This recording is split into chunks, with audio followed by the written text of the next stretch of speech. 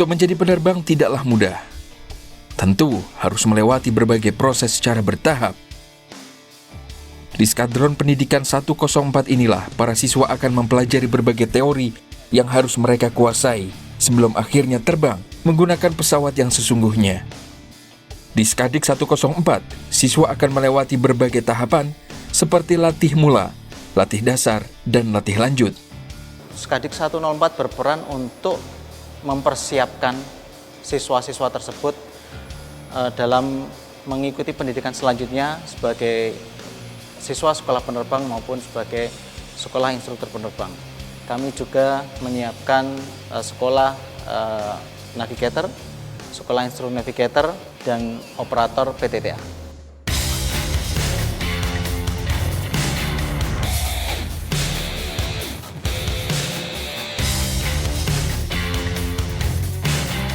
Untuk kegunaan dari simulator sendiri, awalnya lebih untuk memberikan gambaran real bagaimana seorang siswa itu belajar terbang di pesawat aslinya, baik di pesawat Grop maupun di pesawat Wongbi. Jadi memberikan gambaran seperti ini loh, terbang di atas itu seperti itu.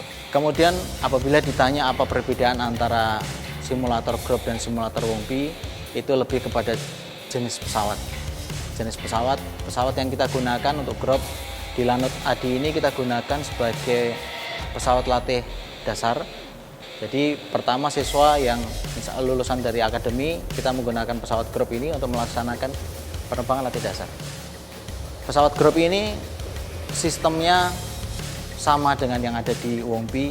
Perbedaan yang paling mencolok hanya di tempat duduk saja.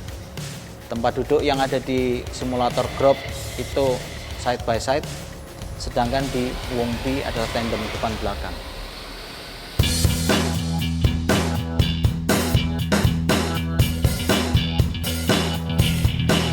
Kita akan melaksanakan FTD simulator untuk di pesawat Grop.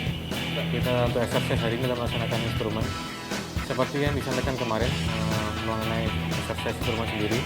Yang pertama, yang high point yang akan bertujuan adalah posisi dot, berada di mana posisinya, baik itu saat pelaksanaan level, climbing maupun saat pelaksanaan exercise. Bagi siswa sekbang yang akan melaksanakan penerbangan pertama, saya harus memastikan sebelum mereka masuk ke pesawat aslinya, mereka semuanya sudah mengerti apa yang harus dia lakukan di kokpit. Karena simulator ini merupakan representasi dari kokpit aslinya. Jadi apa yang harus mereka lakukan, bagaimana pola berpikir mereka saat terbang, bagaimana pola bertindak mereka saat terbang, bagaimana pembagian perhatian yang harus mereka lakukan saat terbang, semuanya harus kami nyatakan lulus dulu di simulator ini, baru mereka bisa melanjutkan penerbangan. Apabila di simulator ini tidak bisa dinyatakan lulus, mereka tidak diizinkan untuk melanjutkan ke dunia terbang dan pesawat aslinya sampai dengan mereka dinyatakan lulus.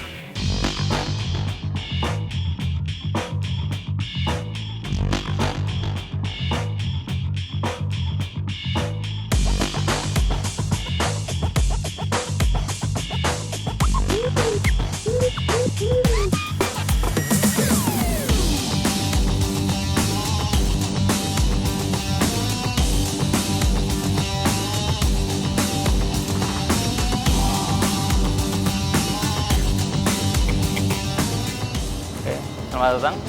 Di sini adalah ruang FTD KT1 Wongbi, di mana siswa latih lanjut melaksanakan program simulator KT1 Wongbi, di mana exercise dari mulai pattern, dilanjut terbang malam sampai dengan akhir melaksanakan navigasi untuk melaksanakan simulator.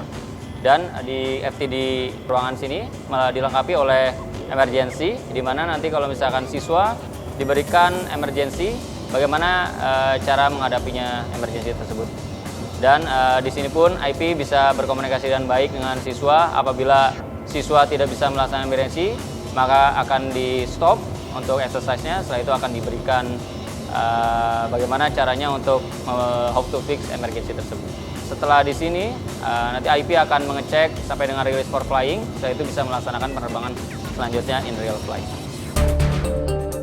Sebagai instruktur penerbang, mereka tidak hanya dituntut untuk menguasai materi saja, melainkan mereka juga harus mampu untuk menyalurkan ilmu yang telah mereka dapatkan selama ini kepada para siswanya. Selain itu, sebagai instruktur, mereka juga harus memahami kondisi psikologi dan kesehatan para siswanya. Hal ini bertujuan agar para instruktur mampu menyalurkan ilmunya sesuai dengan kondisi masing-masing siswanya. Bagi penerbang yang sudah memenuhi syarat untuk mengikuti sekolah instruktur penerbang dari Skadron Udara, diwajibkan untuk mengikuti pendidikan dengan syarat dan ketentuan yang berlaku untuk memenuhi kebutuhan instruktur penerbang dalam mendukung terlaksananya pendidikan siswa sekolah penerbang. Instruktur juga harus dapat memberikan ilmunya, baik skill maupun knowledge, serta mentalitas dan daya juang bagi siswa itu sendiri agar siswa tersebut siap untuk berkarir dan pengabdiannya sebagai penerbang militer di TNI Angkatan Udara maupun di TNI.